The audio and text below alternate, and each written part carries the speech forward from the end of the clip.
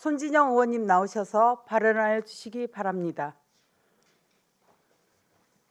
존경하는 익산 시민 여러분 안녕하십니까? 동산동 영등 1동을 지역구로 기획행정위원회에서 의정활동 중인 진보당 손진영 의원입니다. 먼저 발언 기회를 주신 강경숙 부의장님과 선배 동료 의원님들께 감사드립니다. 제가 시민들을 만날 때마다 듣는 소리가 있습니다.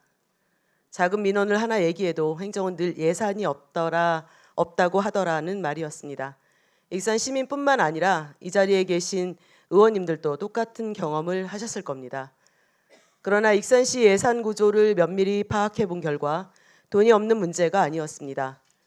예산을 세울 때는 과소 추계, 과소 편성, 집행할 땐 예산 부족, 막상 결산 때는 돈이 남고 이런 불합리한 예산 관행이 언제까지 반복되어야 합니까?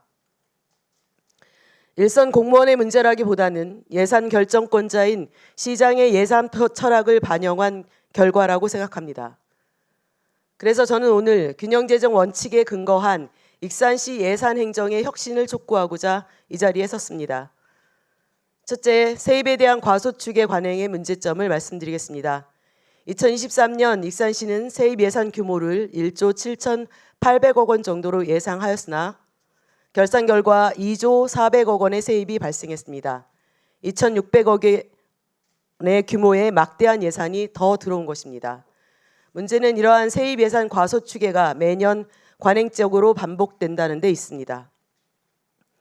이로 인해 시민들에게 돌아갈 예산이 삭감된 결과를 낳았으며 행정 서비스의 축소로 인한 피해는 고스란히 시민들이 떠안게 된 것입니다. 추계를 잘못한 것인지 추계를 관행적으로 축소한 것인지에 대해서는 익산시의 명확한 해명이 필요하다 하겠습니다.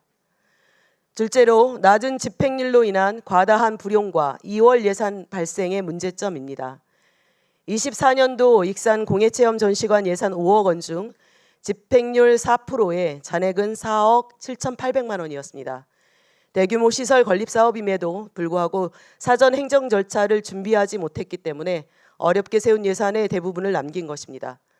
23년 무형문화재 전수시설 개선 지원 사업 예산 10억 중 지출률은 1.3%에 불과한 채 거의 대부분의 예산을 명시이월하였습니다. 이런 경우에는 일반적으로 예산을 감액해야 함에도 불구하고 24년도에는 오히려 6억 원을 증액했습니다. 그러나 역시 지출률 24%에 지출 금액은 4억 원에 불과했습니다. 빙산의 일각에 불과한 위 두 가지 사례에서 알 수 있듯이 낮은 집행률로 인한 과다한 불용과 2월 예산 발생은 익산시 행정에 대한 시민들의 불신 과중과 기회비용의 상실, 예산 집행의 실효성을 저하시키는 결과를 낳았습니다. 셋째, 순세계 잉여금의 소극적인 본예산 반영의 문제점입니다. 22년부터 24년까지 익산시가 결산을 통해 남긴 순세계 잉여금은 각각 752억, 718억, 507억 원 정도입니다. 문제는 이렇게 매년 발생하고 있는 순세계 잉여금을 다음 연도 본예산에 충분히 반영하지 않은 채 대부분을 추경에 편성하고 있다는 것입니다. 3년 평균 약 700억 원의 순세계 잉여금 중 24년도에는 64억, 25년에는 76억 원 정도로 매우 적게 본예산에 반영함으로써 시민들이 요구하는 안전한 등하굣길도 무너지고 있는 제방뚝 보수도 차수판 설치도 할 수 없는 상황이 발생하는 것입니다. 이는 익산시 예산 운영의 비효율성을 단적으로 보여줍니다. 마지막으로 예비비의 문제점을 지적하고자 합니다. 막심한 수해 피해가 있었던 23년 본예산에 136억, 24년 117억의 일반 예비비를 편성하였으나 그 목적대로 집행이 저조했습니다. 재난 목적 예비비 집행률도 63% 수준으로 비상재원 확보라는 본래 목적과 달리 사실상 여유분 보유 용도에 머무르고 말았습니다. 예비비 편성은 당연한 일이지만 예비비안 추계를 과학적으로 했더라면 청년 일자리 창출, 복지 사각지대 해소, 지역 소상공인에 대한 긴급 지원 등 시급한 분야에 귀중하게 사용할 수 있었을 것입니다. 이 또한 익산시의 예비비 편성의 관행을 보여주는 사례라고 하겠습니다.